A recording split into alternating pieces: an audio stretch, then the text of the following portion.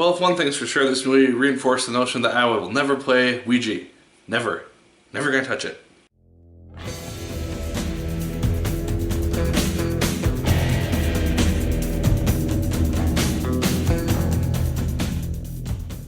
Hello once again, watchers of good movies. My name is Nick Pell, and this is once again coming from my apartment. Now today we're going to be talking about the film Ouija, Origin of Evil. This is the sequel to the 2014 movie Ouija, which did not do very well critically, and it's a film which I never actually ended up seeing. It did not seem that good to me, so I never got around to seeing it. And so this is the sequel to that film of sorts. The only thing that's really a sequel is the fact that it uses the same board game, and that's about it. General premise of this film is that it takes place in 1965 and focuses on this family who are in the business of doing fake seances. The mother, played by Elizabeth Reeser, she is the main person behind this whole business, and she is the kind of the conduit who summons the spirits per se, and her two daughters help her out with those things by helping out with the effects and mystical things which are going on in the background. And one day, when they decide to include a Ouija board into the mix, bad things start to happen. And when the youngest daughter, played by Lulu Wilson, gets very, very drawn to the game, you start to see kind of the dark side of what this game can possibly contain, and we have our movie. Now, it seems like a lot of horror films these days are starting to realize that the way to do a good horror film is to not do it in present day, because that's very, very difficult, I think, especially with the technology which is available now. Put it back in the 1960s, 1970s, 1950s, something where technology was not as great as it is today, and you have a very good horror film, especially with the supernatural stuff. Conjuring movies are doing it really well, and now I think Ouija has found its mark with it. And I really ended up enjoying the premise of this whole film, because one thing which I also really enjoyed, which is generally a negative for me with most movies, is the fact that it does start out kind of slowly.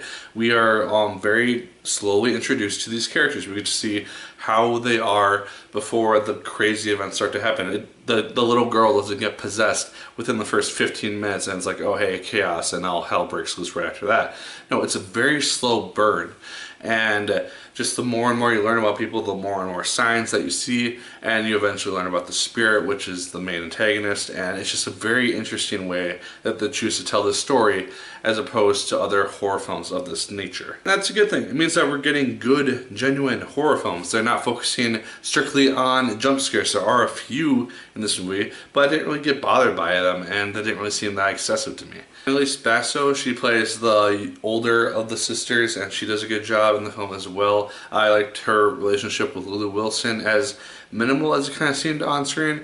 They had their dislikes with each other as characters, but you could also tell that there was a sisterly bond between them. They did rely on each other when they were really in trouble. And then Henry Thomas plays the preacher, or the father of this Catholic school that these two girls go to, and there's kind of a love interest of sorts with him and Elizabeth Reeser. Now, with possession-esque movies, you need really good special effects, and I thought that they did really, really well in that effect in the film. The little girl, Lulu Wilson, did a fantastic job in her role as playing this really creepy version of herself. You have her little nice and sweet version where she's all nice, and then she has a dialogue where she's talking about what it's like to suffocate and get strangled to death. So she did a very, very good job, especially towards the end where it's much more into the possession-esque stuff. And that's where the special effects also took off really well, because you have her climbing on walls, you have her doing these really creepy things with her face. And towards the beginning where you get to see kind of essences of the spirit, which is trying to possess her, that stuff was also done quite well, I thought. The only real issue that I had with the film is that it is a little bit predictable in regards to some of the characters, in regards to who's probably going to get killed. I saw one of them coming from instant that they showed up, and so that was kind of an unfortunate thing.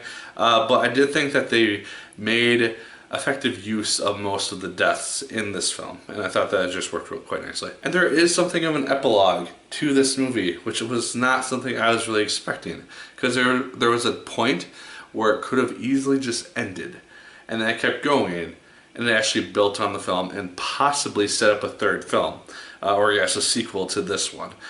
Which is something I'd be very curious to see if they went something along the lines of the Paranormal Activity films, where it's a new story, a new setup, but they bring in the mythos and the actual story, and bring in some of these characters from this film, and just have this whole little saga which is going on with this Ouija board and everything that was tied into it. I think that'd be kind of a cool thing. But guys, ultimately, Ouija, Origin of Evil, it's actually the origin of possibly a good franchise, and I really recommend going to see it if you are into horror. If you somehow liked the original Ouija movie, I guess check this one out. This film falls much more in line with The Conjuring, except it is a PG-13 rated movie, so it's not going to have like the bloodiness or the really high tense violence or anything, but does have its genuine scary moments, especially in the last half hour. There are points where I was literally on the edge of my seat and just very, very tense and very, very kind of scared as to what was going to happen next. And so when a PG-13 film can have that effect, that's saying something, especially in this day and age where I've seen a ton of horror films by now. So, guys, those are just my thoughts. Let me know yours in the comments down below. Did you like it as much as I did? Did you hate it more than I did? Let me know. Like, favorite, comment, and subscribe once again if you so choose. I appreciate it immensely. And as always, my people, my name is Nick Pell. And once again, keep on watching.